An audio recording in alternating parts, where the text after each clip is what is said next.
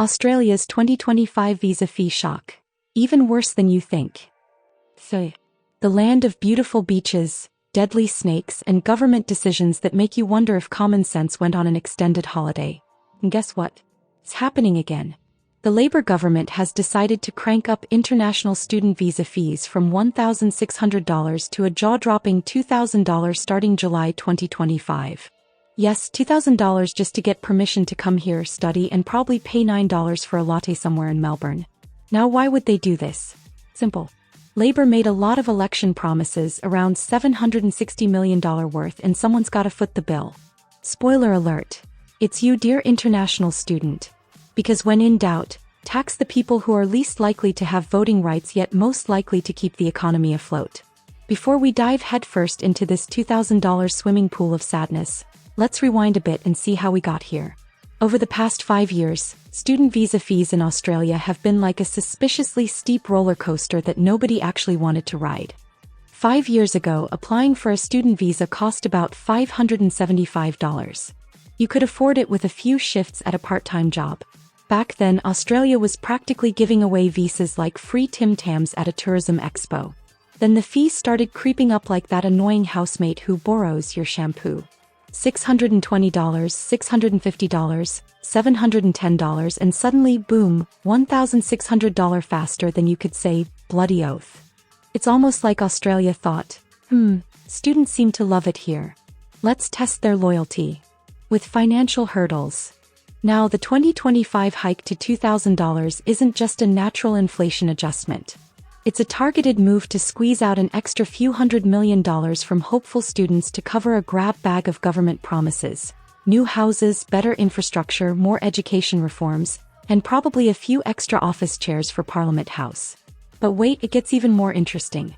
Enter the Coalition, Australia's other favorite political team, whose hobby is criticizing Labour, even when they sometimes agree with them.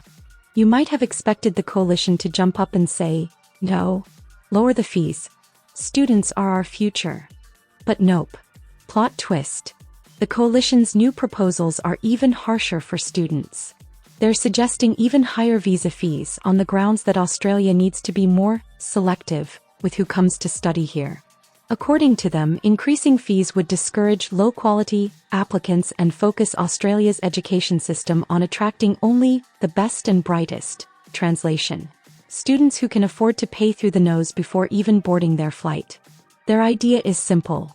If you're serious about coming to Australia, you'll pay for it. If not, well, Canada and the UK are just a plane ride away. So, while Labour is hiking the fee to $2,000, the Coalition is basically looking at that and going, that's cute. We can do better. Or should we say worse? It's important to note, the Coalition isn't just about visa fees. Their 2025 election campaign also talks about stricter student visa eligibility, tougher work restrictions, and higher proof of funds requirements. So not only will you need $2,000 just to apply, but you'll also need to show you've got a fortune stashed away just to stay afloat. It's almost like trying to enter an exclusive nightclub, but the bouncer is asking for your bank account instead of your ID. This brings us back to the million-dollar question. How will all of this affect students? First, the obvious one. Students will have to cough up even more money up front, whether it's under Labour or worse under the Coalition. It's a heavy burden on students who already have to juggle tuition fees, living expenses, and that absolutely essential $6.50 flat white addiction. Second, it's going to shut out a lot of smart, talented students from lower and middle-income countries. People who could have brought innovation, culture, new businesses, or just really good food festivals to Australia, all blocked because of a paywall. Third, it'll definitely spark a shift in global trends. Students have choices now. Canada, the UK, Germany, and even emerging destinations like Ireland are rolling out the red carpet for international students. They're offering cheaper visas, better post-study work rights, and friendlier immigration policies. Meanwhile, Australia seems to be saying, sure, you can come, if you survive the wallet exam. And let's not ignore the domino effect. Higher visa fees could mean fewer students. Fewer students mean universities lose revenue. Universities losing money means they either slash courses, hike domestic tuition fees, or start offering degrees in things like advanced watching paint dry studies. Housing will also take a hit. International students already get squeezed in the rental market harder than toothpaste from an almost empty tube. Adding more financial stress could worsen overcrowding, homelessness, and mental health struggles. And what about Australia's reputation? That's on the line too. Australia built its brand as a friendly, welcoming, multicultural paradise. But hiking fees sends a different message. We love you, but only if you pay up front like a dodgy used car salesman. The economy will also feel the squeeze. International students contribute over $40 billion a year to Australia's economy, from tuition to travel, groceries to gadgets. Make it harder for them to come, and that cash flow starts to dry up faster than a dam in outback Queensland. Now, Labor defends its move by saying Australian education is world-class, and that international students still get good value. They point to beaches, lifestyle, employment opportunities, and free kangaroo sightings. Fair points, to be honest. But even good things have limits. If students feel they're being treated like ATMs instead of people, they'll simply choose somewhere else. And fixing that damage later would be way harder and way more expensive than just being sensible now. Meanwhile, the coalition is painting themselves as the responsible managers of Australia's borders and economy. But let's be real. For international students, the coalition's plan looks even scarier.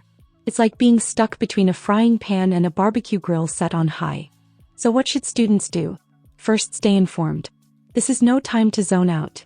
If you're planning to apply to study in Australia after 2025, you'll need to watch the political news like your degree depends on it.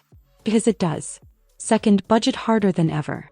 Save up for those visa fees early, and account for potential increases if the political winds change. Third, shop around. Compare your options globally. Canada, the UK, Germany, New Zealand, they might offer a smoother path if Australia keeps piling on hurdles. Fourth, advocate. Join student associations, sign petitions, get loud. Australia listens when enough people shout together. Politicians hate bad headlines. And finally, don't lose hope. Australia is still a fantastic place to study. World-class universities, multicultural cities, amazing wildlife, and a strong sense of community. But it's going to take patience, resilience, and a fair bit of luck to navigate the visa minefield over the next few years. Ultimately, the decision over the next government and the future of visa policies will come down to the 2025 election. Labor's plan is tough. Coalition's plan? Even tougher. Students are caught in the middle and the stakes couldn't be higher. So whether you're already studying in Australia, dreaming of it, or just wondering what the heck is going on down under, one thing's clear. The next few years are going to be a wild ride. And if nothing else, at least you'll come out of it with one crucial life skill. The ability to survive a bureaucratic nightmare with a smile. Which, let's face it, is basically half of adulting anyway.